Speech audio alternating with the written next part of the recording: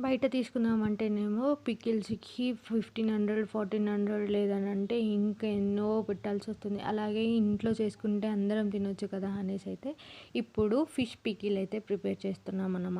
చాలా సింపుల్‌గా ఏం లేదండి. ఫిష్‌ని మంచిగా నీట్‌గా కడిగి చిన్న చిన్న ముక్కలుగా కట్ చేసుకొని దాన్ని డ్రై రోస్ట్ చేసుకోవాలి. ఇలాగా మనము చికెన్ ఎలా పెడతామో సేమ్ యాజ్ ఇట్ ఈజ్ అలాగే డ్రై రోస్ట్ చేసేసుకొని ఇప్పుడు సరిపడా ఆయిల్ అయితే వేసుకోవాలి. చాలామంది అనుకుంటారు పికిల్స్ మనం కొనుక్కున్న దానికన్నా ఇంట్లో పెట్టుకుంటేనే చాలా బెటర్ అనేసి. ఎందుకనంటే మనము బయట కొనుక్కుంటే క్వాంటిటీ అనేది చాలా తక్కువగా వస్తుంది. మళ్ళీ ఆయిల్ వాళ్ళు ఏ ఆయిల్ వాడతారో కూడా మనకు తెలీదు కదా! కానీ అందరూ మేము జెన్యూన్ మేము మంచి ఆయిలే వాడతాము. మేము ఇంట్లో చేసుకున్న ఆయిలే వాడతామని అంటారు. బిజినెస్ ఎప్పుడు ఎలా ఉంటుందో, ఎలా చేంజ్ అవుతుందో ఎవ్వరికీ తెలియదు కదా! అందుకనేసి మనం ఇంట్లో హైజీనిక్‌గా చేసుకునేదే బావుంటుందన్నమాట.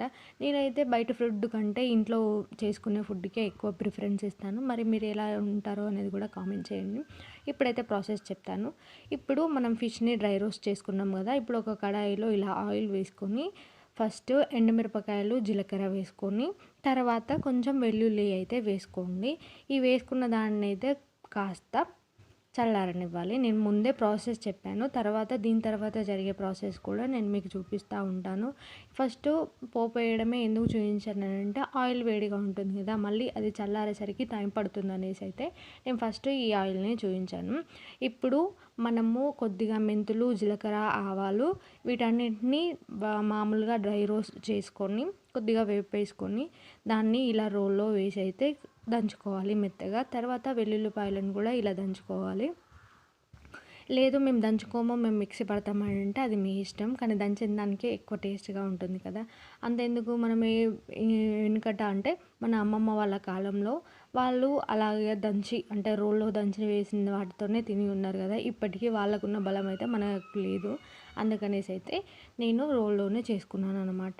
మళ్ళీ అందులోనే ఇప్పుడు మనం కచ్చా పచ్చాగా దంచిన వెల్లుల్లి, అలాగే మనం దంచుకున్న ధనియా పౌడర్, మళ్ళీ సపరేట్‌గా ధనియాలను కూడా అలాగే ధనియా పౌడర్ కూడా వేసుకొని అయితే సరిపడా ఉప్పు వేసుకొని అయితే కలుపుకోవాలి. ఇప్పుడు ఇందులోనే మనకు మనం ఎంత కారం తింటాం, మీరెంత స్పైసీ తింటారో అంత స్పైసీ అంటే అంత కారం అయితే వేసుకోండి. ఎవరి స్పైసీ వాళ్ళకి ఇష్టం. కొంతమంది స్పైసీ లవర్స్ ఉంటారు. మరి కొంతమంది ఉండరన్నమాట. మీ స్పైసీకి తగ్గట్టు అయితే కారం వేసుకోండి. ఇలాగా అలాగే మీరు చికెన్ లేదంటే మటన్, ఫిష్, ఫ్రాన్స్ ఇలాగ ఏ పికిల్ అయితే ఇష్టపడతారో అనేది కూడా కామెంట్ చేయండి. ఇది నేను చేసిన రెసిపీ కాదు. వేరే అక్క నా కోసం అయితే చేసిందనమాట. అంటే నా కోసం అంటే నాకు వేయడానికి కాదు. నేను వీడియో తీసుకుంటాను అక్క అనేసానంటే తీసుకో అనేసి అయితే చెప్పింది. అందుకే ఇది అక్క ప్రాసెస్. అంటే అక్క రెసిపీ అన్నమాట. ఇలాగా మీకు సరిపడా కారంనైతే వేసుకొని దీన్ని మొత్తంను కలుపుకోవాలన్నమాట.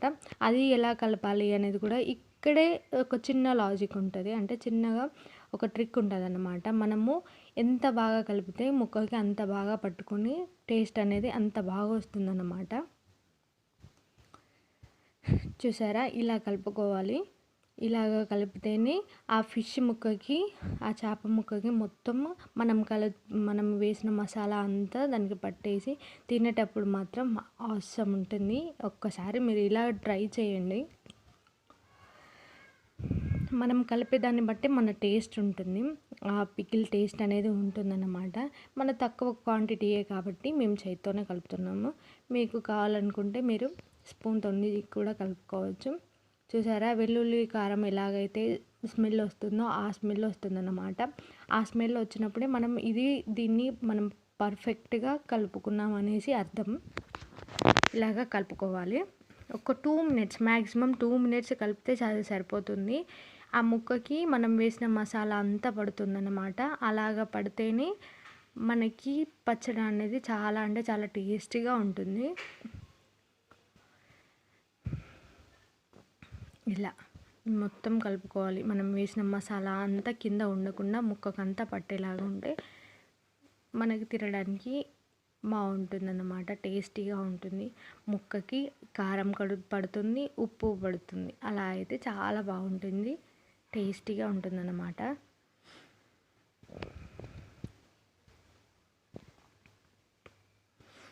ఏ పచ్చళ్ళలో అయినా వెల్లుల్లి వేస్తే దాని టేస్టే వేరుంటుంది కదా.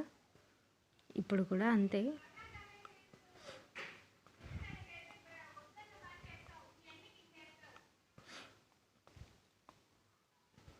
ఆల్మోస్ట్ 2 minutes ఇలా కలుపుకోవాలి.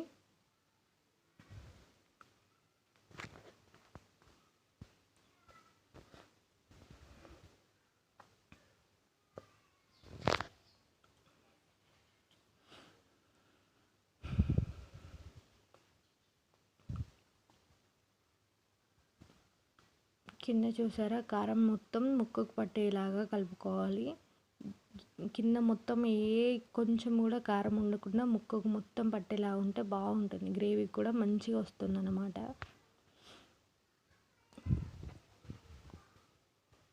చెప్పాను కదా, కలపడంలోనే ఎక్కువ ప్రాసెస్ ఉంటుంది అంతే.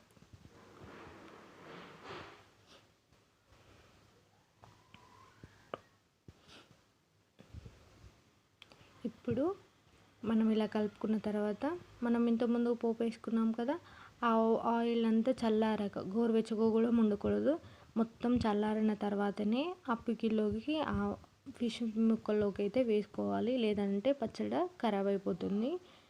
అందుకనేసి మొత్తం చల్లారిన తర్వాత వేసేసి మళ్ళీ ఒకసారి మంచిగా కలుపుకోవాలన్నమాట.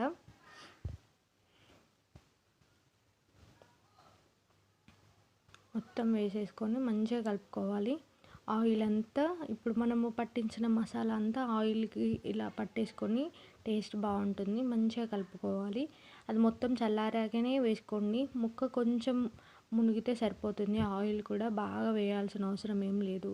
అది ఎందుకంటే రోజులు గడుస్తున్న కొద్దీ ఆయిల్ అనేది అయితే పైకి వస్తూ ఉంటుంది. మళ్ళీ అలాగే ఇప్పుడు పెట్టిన పికిల్ని ఇప్పుడే వేయొద్దు, అంటే బాక్సులలోకి వేసుకోవద్దు అనమాట. ఇప్పుడు ఒక 24 hours ఇలా కలిపేసి 24 hours అయితే పక్కకు పెట్టుకోవాలి. ఇప్పుడు ఇలా కలిపిన పికిల్లోకి అయితే నిమ్మకాయ పిండుకొని, ఒక్క నిమ్మకాయ అయితే సరిపోతుంది, అంటే 2 ఒక్కలు ఇలా మొత్తం నిమ్మకాయ అయితే పిండేసుకొని